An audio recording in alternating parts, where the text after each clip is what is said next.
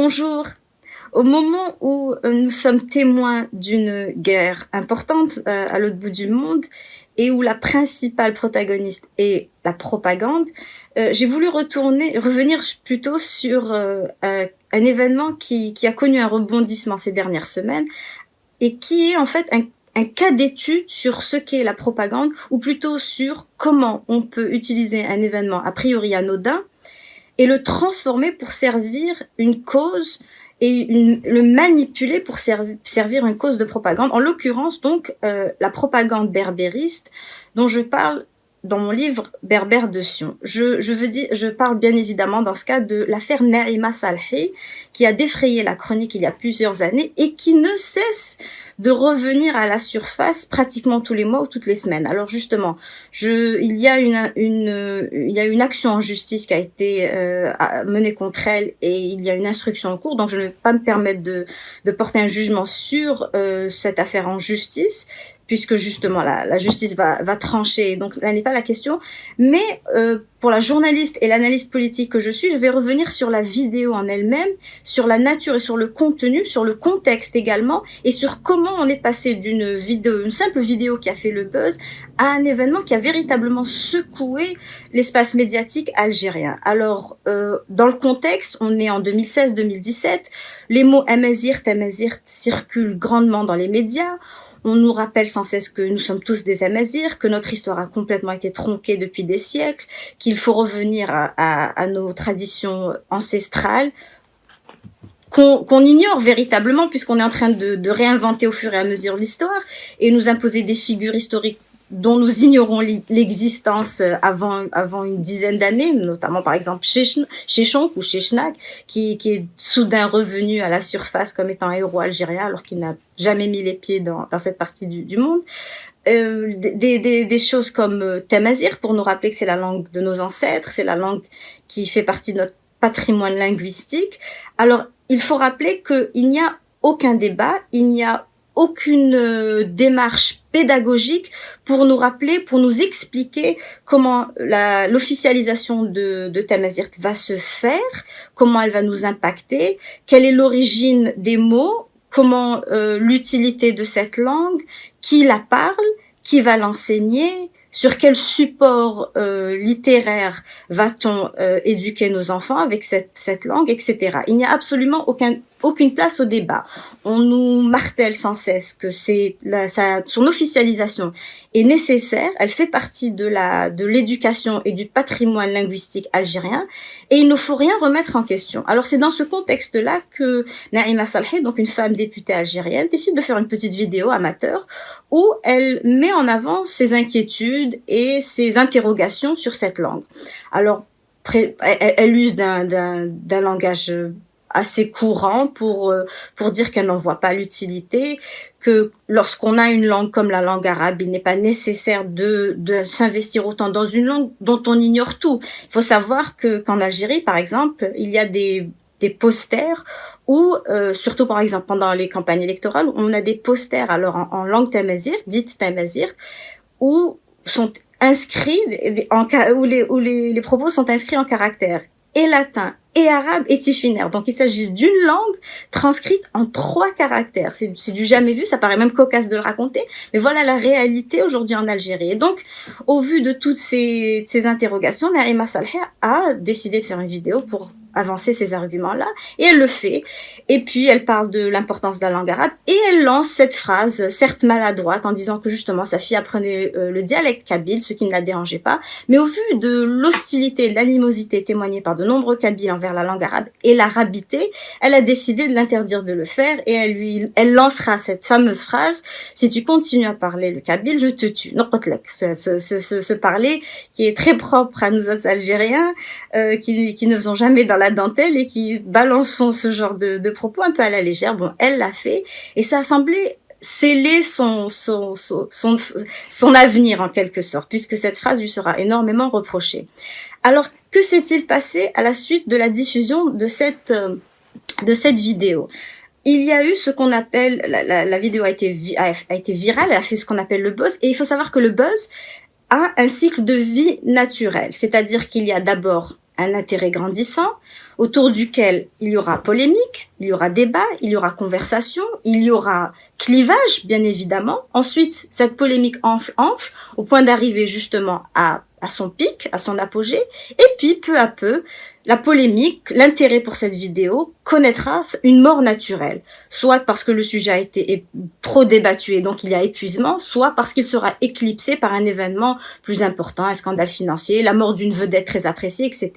Donc la vidéo de Naïma Salhi a connu un cycle similaire, c'est-à-dire intérêt, buzz, pic et puis déclin.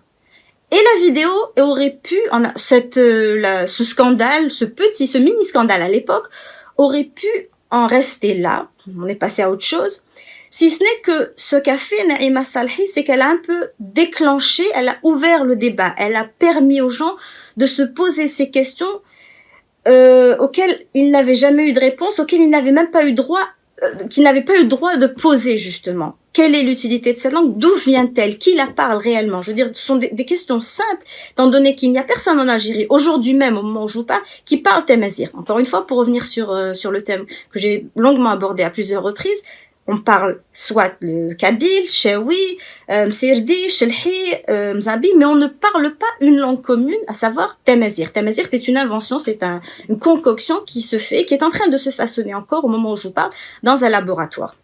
Et on a d'ailleurs toujours pas, la question n'a toujours pas été tranchée de quel alphabet utiliser. Donc on rafistole un peu, tantôt on opte pour le tifinaire parce que ça fait authentique, tantôt on opte pour les caractères latins parce que les berbéristes francophones ont tendance à favoriser tout ce qui est occidentalo-latin.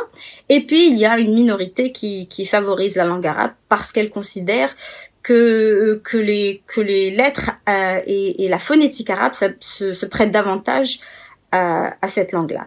Mais bon, toutes ces questions-là n'ont pas été tranchées. Donc, cette vidéo qu'a faite Naïma Salhi donc aurait pu être oubliée, si ce n'est que la machine médiatique et les relais berbéristes qui sont très bien organisés, qui sont extrêmement présents et surreprésentés sur les réseaux sociaux, se sont donc emballés pour transformer ce qui était une vidéo, somme toute, anodine, en un véritable scandale national. Alors, ce qui s'est produit par la suite, ça a été une réaction d'une virulence inégalée. Naïma Salhi sera par la suite vilipendée, elle sera traitée de tous les noms. Il y aura un acharnement virtuel contre sa personne qu'on n'a jamais véritablement connu jusque-là. C'est-à-dire que les propos sont orduriers, sont grossiers, sont vulgaires, sont blasphématoires même. On porte atteinte non seulement à son nom, à sa famille, mais on publie même des photos de ses filles, des membres de sa famille, on menace ses filles de viol. Je veux dire,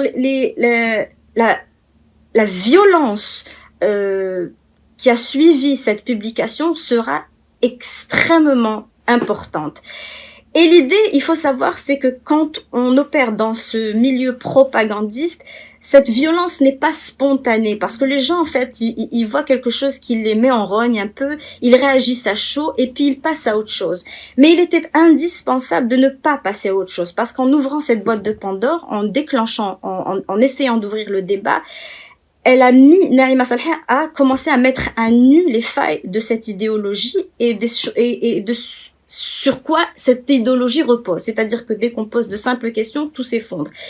Et donc, il est indispensable qu'il n'y ait aucune chance de débat. C'est pas qu'il faut avoir un débat contradictoire, c'est qu'il ne faut pas qu'il y ait de débat. Parce que justement, du débat, pour reprendre le cliché, jaillit la lumière. Or, justement, il faut maintenir les gens dans l'obscurité parce que la lumière mettra à nu les failles de l'idéologie berbériste et il faut justement éviter qu'il y ait cette conversation. Donc, la violence qui aura suivi la diffusion de cette vidéo est inégalée. Et ce qui est peut-être plus triste et peut-être révélateur aussi du caractère de certaines personnalités dites démocrates en Algérie, c'est qu'à aucun moment, on est intervenu pour dire stop, pour dire arrêter de salir toute sa famille, pour dire arrêter d'impliquer ses enfants qui ne sont peut-être pas du même avis, qui n'ont rien à voir avec cette vidéo. À aucun moment les propos profondément et outrancièrement misogynes ont été condamnés. Alors que bien évidemment, on sait que lorsqu'une personnalité dite islamiste tient des propos misogynes, elle sera immédiatement conspuée, elle sera immédiatement critiquée. Mais dans le cas de Naïma Salhi, sa féminité, sa famille, sa vie personnelle a été complètement mise à nu sans que personne n'intervienne pour dire stop. Alors je tiens à préciser bien évidemment que demander un arrêt de ce lynchage médiatique ne signifie pas cautionner ses propos. Les gens sont tout à fait en droit de n'être pas d'accord avec Naïma Salhi, de lui apporter la contradiction dans un débat serein et poli, si c'est possible. Et c'est-à-dire s'opposer à ce lynchage ne signifie pas cautionner ses propos ou être d'accord. Mais le problème, c'est que justement, personne n'est intervenu pour dire stop. Et donc, le lynchage a continué. Et plus il continuait, plus il était médiatisé, plus ça a donné de la traction à ce mouvement. C'est-à-dire ce qui s'est passé dans les semaines, dans les mois qui ont suivi.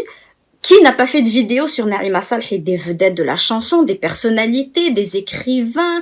Tout le monde et son chien a fait une vidéo sur Naïma Salhi pour la condamner. Et plus ces vidéos étaient relayées, elles étaient appréciées, elles étaient applaudies dans des pages Facebook et sur les réseaux sociaux qui sont d'obédience berbériste, plus les personnes se sentaient encouragées d'aller encore plus loin dans le lynchage médiatique de cette femme. Et donc, pourquoi je vous en parle aujourd'hui? Parce que justement, c'est comme ça qu'opèrent certaines officines qui soutiennent des idéologies. Il fallait frapper, dès lors que Naïma Salhi a déclenché, a ouvert une espèce de porte sur le sujet de Tamazight en l'occurrence, et aussi du racisme anti-arabe, parce que je pense que c'est aussi un thème très très important sur lequel d'ailleurs moi-même je reviens très souvent.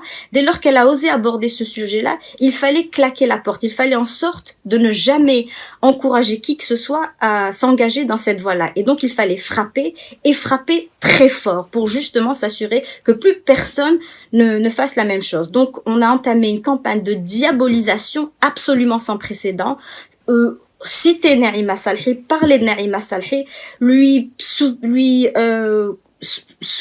témoigner un quelconque soutien était l'équivalent de, je veux dire, on aurait pu soutenir un criminel, un assassin, un serial killer, un pédophile plutôt que Naïma Salhi. C'est dire l'ampleur du lynchage, et donc pour s'assurer que justement ce débat n'ait jamais lieu.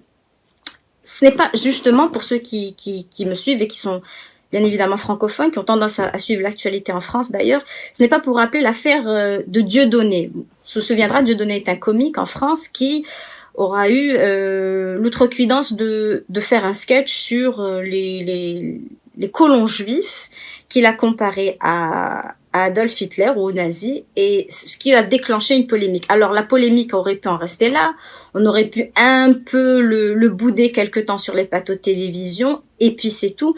Mais vous remarquerez que justement, ça a été beaucoup plus loin. On est parti jusqu'à le bouder, jusqu'à l'interdire des spectacles, jusqu'à faire des perquisitions, organiser des perquisitions chez lui, au point même où aujourd'hui, lorsqu'il se présente même devant une camionnette pour parler à 5 personnes, les maires des villes interviennent pour déclarer qu'il s'agit d'une atteinte à la sûreté de la commune, ou je ne sais quel règlement on invoque pour lui interdire toute expression. Donc, dans un pays où justement on ne cesse de rappeler l'importance de la liberté d'expression. De même que justement en Algérie, ceux qui cessent de rappeler l'importance de la liberté d'expression, de la démocratie, qui condamnent sans cesse la misogynie islamiste, se sont tus quand ils n'ont pas rejoint la meute justement pour condamner Naïma Salhi.